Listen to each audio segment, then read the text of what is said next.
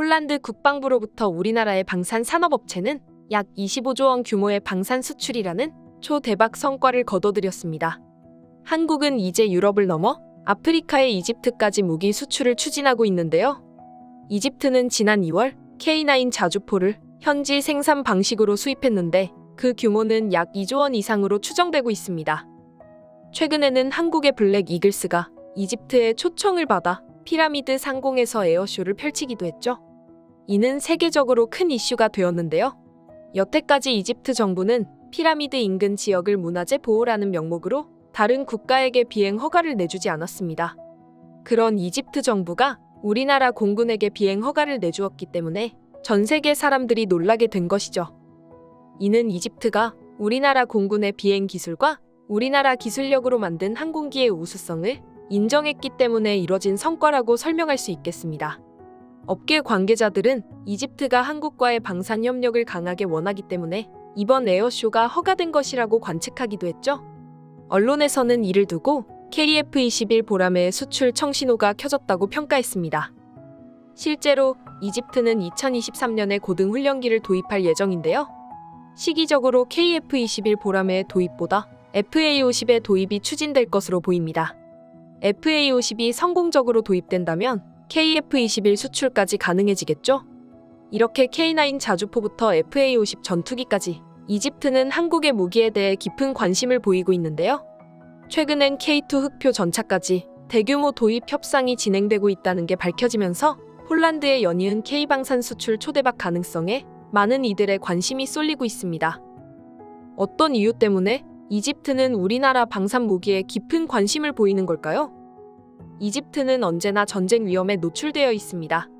시나이 반도를 사이에 두고 이스라엘과 4차례 전쟁을 치룬 경험도 있습니다. 게다가 최근 러시아의 우크라이나 침공을 계기로 전쟁에 대한 두려움이 확산되었죠. 세계적으로 자국 안보의 중요성이 증대되면서 이집트는 국방력 강화에 관심을 쏟고 있는 건데요. 특히 이집트의 공군은 이스라엘에 비해 굉장히 취약합니다. 이집트 공군이 3만 명인데 반해 반공군은 8만 명으로 반공군이 공군의 약 2.5배에 달합니다. 많은 예산을 필요로 하는 공군 대신에 반공군을 중점적으로 육성하게 된 건데요. 상황이 이렇다 보니 이집트 국방부는 공군 전력 강화를 최우선으로 생각할 수밖에 없죠. 그렇기에 높은 확률로 이집트의 FA-50 도입 소식이 발표될 것입니다. 무엇보다 우리나라의 FA-50은 이집트 공군의 주력 전투기인 F-16과 호환성이 높습니다. 폴란드도 FA-50 48대를 도입하기로 결정한 것도 기존 주력 전투기들과 호환성을 고려했기 때문이었죠.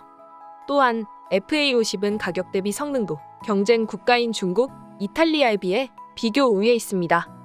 FA-50 한 대의 가격은 약 4천만 달러로 유지와 보수, 운영 지원 또한 뛰어나다는 평가를 받고 있습니다.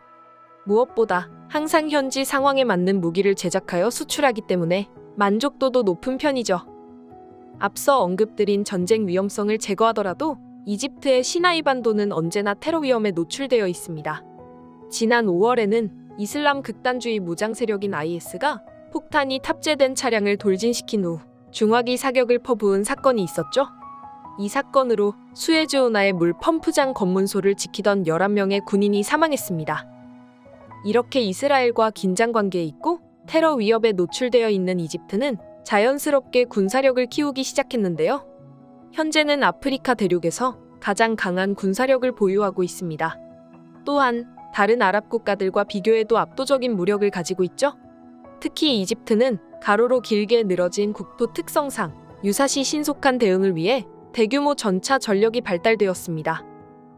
이집트군의 주력 전차는 M1A1 3세대 전차로 해당 전차를 무려 1360대나 보유하고 있는데요. M1A1 모델은 30년이나 된 구형 모델이기 때문에 2011년 개량 계획이 잡혀 있었으나 국내외 문제로 그대로 사용 중인 것으로 알려져 있습니다. 이외에도 약 3,000대 가량의 전차가 있는데요. 모두 3세대 이전의 노후화된 무기에 불과합니다. 그렇기에 이집트 육군은 3,000대가 넘는 노후 전차를 K2 흑표 전차로 대체하고 싶어 합니다. 이집트 현지 언론 또한 가성비 좋은 한국의 K2 전차를 유력 후보로 꼽았다고 하는데요. 폴란드는 약 1,000대가량의 전차 계약을 체결했습니다. 이집트는 지리적 특성으로 전차 운용을 많이 하는 국가이기 때문에 폴란드 이상의 물량 수주 가능성이 높을 것으로 분석되고 있습니다. 그리고 K9처럼 K2 흑표 전차도 라이센스 생산 방식으로 체결될 가능성이 높은데요. 이집트는 1964년에 음속 2배 이상의 초음속 제트 전투기를 제작했던 국가이며 M1A1을 라이선스 생산하며 높은 방위 산업 생산력을 가지고 있는 국가입니다. 폴란드의 라이선스 생산이 한국 방산 산업의 유럽 진출로라면 이집트는 중동과 아프리카로 진출할 수 있게 도와주는 K방산의 중동과 아프리카 핵심 거점이 될 예정입니다. 이집트의 군사 무기 도입을 주도하고 있는 군수생산부 장관은 군사 매체와의 심층 인터뷰를 통해 한국의 FA-50 전투기뿐만 아니라 K2 흑표 전차의 대량 도입을 위한 협상을 진행 중에 있다고 밝히기도 했습니다. 업계 전문가들은 올해 말까지 본 협상이 마무리될 것으로 전망하고 있습니다. 이처럼 이집트가 F-50과 K2 흑표 전차까지 계약하게 된다면 폴란드와 마찬가지로 한국의 K방산 수출을 책임지는 3대장 K9, FA-50, K2를 모두 보유하게 되는 겁니다. K2 흑표 전차를 제작하는 기업 현대로템은 방산 수출 이전부터 폴란드 그리고 이집트와 깊은 인연이 있었습니다. 현대로템은 K2 흑표와 같은 전차를 만들기도 하지만 지하철과 같은 철도 차량을 제작하는 회사입니다. 현대로템은 2020년 6월에 바르샤바 트램을 수출했는데요. 트램의 본 고장인 유럽에서 경쟁사를 제치고 수주에 성공하게 되었습니다. 이후 지난 7월에 K2 흑표 전차 수출 계약에 성공했죠. 이집트는 아프리카에서 최초로 지하철이 설치된 국가입니다. 수도 카이로에 총 3개의 지하철이 운행되고 있는데요. 현대로템은 이집트 지하철 1호선과 3호선에 전동차를 납품하기도 했죠.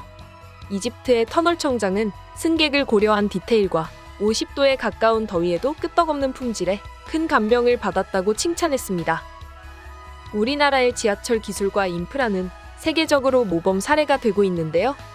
현대로템은 방산 수출 이전부터 지하철 및 트램 수출을 통해 긍정적인 관계를 구축했기 때문에 방산 수출 분야에서 큰 힘이 되는 것 같습니다. 우연의 일치인 것 같지만 납득할 만한 기술력이 있기에 필연적으로 일어난 일이라고 생각합니다.